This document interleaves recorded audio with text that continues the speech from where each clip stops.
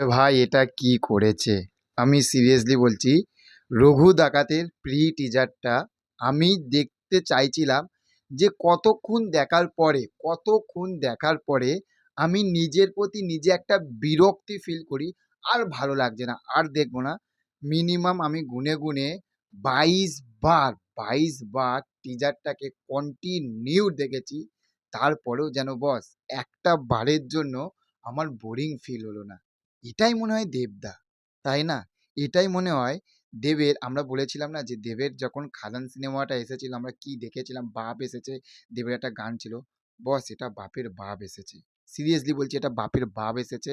আমি এটা নিয়ে বিশাল এক্সাইটেড হয়ে একদম মানে একদম ফাটিয়ে আমি করতে পারতাম, কিন্তু বিশ্বাস করো আমি ফাটিয়ে মানে চিল্লাবো কি, আমি অবাক হয়ে গেছি। মানে কিছু কিছু জিনিস থাকে না, তোমাকে না পুরো এরকম হতভম্ব করে দেবে। এটা এই টিজারটা পুরোপুরি একটা হতভম্ব করে দিয়েছে একদম। মানে আজকে আমি যদি পুরো টিজারটা করি, মানে যদি করি, রিঅ্যাকশন করি, প্রথমেই বলবো, কিন্তু প্রথমে বলার আগে ভিডিওটা তোমরা শোনার আগে অবশ্যই যে কাজগুলো করা দরকার একটুখানি লাইক করে দিও কাজ। আর ভিডিওটা ভালো লাগলে, যদি ভিডিওটা ভালো লেগে থাকে তাহলে একটু সাবস্ক্রাইব করো। তো চলো একসঙ্গে ভিডিওতে আমরা ঢুকে পড়ি। দেখো, প্রথমেই বলবো যে এই টিজারটা আমি পুরো টিজারটা যখন বারবার যখন কন্টিনিউ দেখছিলাম না, দেখতে দেখতে একটা জিনিস বুঝছিলাম যে এটার মধ্যে না ভিএফএক্স এর কাজটা প্রচুর দেব কম রেখেছে। এটার মধ্যে একদম অর্গানিক অরিজিনাল যে সেটগুলো, সেই যে সেটটা রেখেছে সেটা কিন্তু এতটা দেখতে সুন্দর লাগছে, এতটা মানে আমি বলছি যে হতভম্ব হয়ে গেছি। এতদিন আমরা কি ভিএফএক্স এর কাজ দেখতাম, বাংলাতে এই রকম অরিজিনাল কন্টেন্ট আসবে একদম, এটা ভাবা যায় না। এটা মনে হয় একমাত্র দেব ছিল বলে, দেব আছে বলেই আজ রঘু ডাকাতটা এরকম এই জায়গায় এসেছে। আর একটা জানো তো কোথায় অবাক হয়ে গেছি, আমি থাম্বনেলও দিয়েছি বা আমি স্ক্রিনও দিয়ে দিচ্ছি।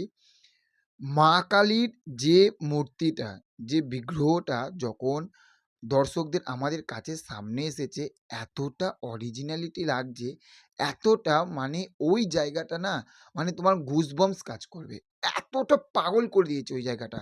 আর সব থাকতে মানে আমি যদি বলি যে ছিটকে গেছি ওই সিনটা দেখে, আমি যা ছিটকে গেছি মানে পাগল হয়ে গেছি ওই সিনটা দেখে। কি সিনটা জানো? যখন দেখবে যে প্রচুর মানুষ মানে এরকম দাঁড়িয়ে রয়েছে, দেব একটা সেন্টার একটা স্টেজের মতন একটা এতে রয়েছে, ব্যাক সাইডটা দেখাচ্ছে, হাতের মধ্যে খাড়া নিয়ে রয়েছে। ভাই ওটা কি লাগছে, ওইটা কি লাগছে, এবং দেবদা এটা কি করেছে, পাগল করে দিয়েছে। সত্যি কথা বলছি, পাগল করে দিয়েছে।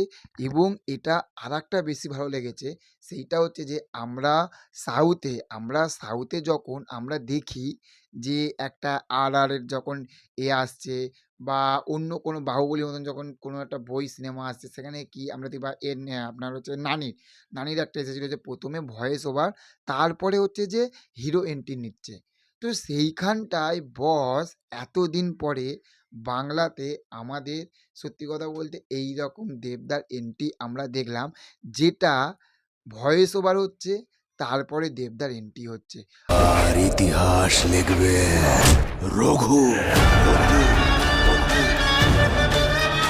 আর দেব যখন মানে রঘু বলে তখন এইরকম ভাবে যখন এটা করবে না, খাড়াটাকে নিয়ে, মানে বুঝতে পারছো একবার যে দেবদা কি করেছে ভাই। এটাই মনে হয় দেব, এটাই দেব। এই জন্যই আমরা সুপারস্টার বলবো না মেগাস্টার বলবো, আরেকটা জিনিস নিয়ে এই টিজারটার মধ্যে আরেকটা পাগল করা জিনিস দেখিয়েছে। ওটা আমি নেক্সট পার্টে নিয়ে আসছি, ঠিক আছে? আমার ভিডিওটা অনেক লং হয়ে যাবে, আর তোমরা জানো আমি ভিডিও বেশি বড় করি না, ঠিক আছে? তবে এটা টিজার রিয়াকশান বলে এটা একটুখানি বড় হচ্ছে। আমি এইটুখানি বলবো, বস আমি পাগল হয়ে গেছি মানে টিজারটা দেখে। দুর্গা পুজোতে 2025 সালে আমার এবং আশা করি দর্শকদের অডিয়েন্সের সব থাকতে ফার্স্ট চয়েস থাকবে, সেটা হচ্ছে রঘু ডাকাত। এটা কেউ সেকেন্ড অপশানে এটা রাখতে পারবে না। যারা হেটার্স আছে তারাও সেকেন্ড অপশানে রাখতে পারবে না, তারাও এটাকে দেখবে, রঘু ডাকাতটাকে, তাই না? তো চলো দেখা হচ্ছে পরবর্তী ভিডিওতে, ভালো থাকবে। আর চ্যানেলে যদি নতুন হয়ে থাকো অবশ্যই যেটা বললাম, ভিডিওটা ভালো লাগলে চ্যানেলটাকে সাবস্ক্রাইব করে পাশে থেকো, কারণ রঘু ডাকাত নিয়ে পরপর কিন্তু আপডেট আসতে থাকবে, ধামাকা থেকে ধামাকা। তো চলো টাটা বাই বাই।